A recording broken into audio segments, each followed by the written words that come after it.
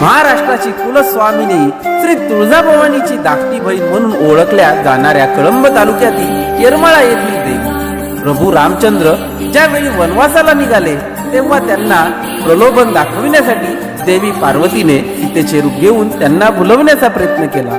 तेव्हा प्रभू श्री रामाने पार्वतीला वेडी आहेस असे म्हटले। तेव्हापासून देवी त्याच ठिकाणी राहिली व येडाई उर्फ येडेश्वरी झाली अशी आख्यायिका या देवी संदर्भात सांगितली जाते।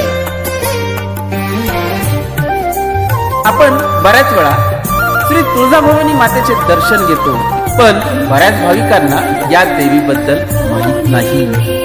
कळंबा तालुक्यातील येरमाळा गाव मुख्य राज्य महामार्गावर येत असून बालाघाटाच्या कुशीत वसले आहे। डोंगरावर वसलेले हे मंदिर 300 ते 400 फूट बालाघाटाच्या पर्वतीय रांगेत डोंगर माथ्यावर असून या मंदिरात जाण्यासाठी 400 ते 450 पायऱ्या चढून वर गेल्यावर हे मंदिर भेटते।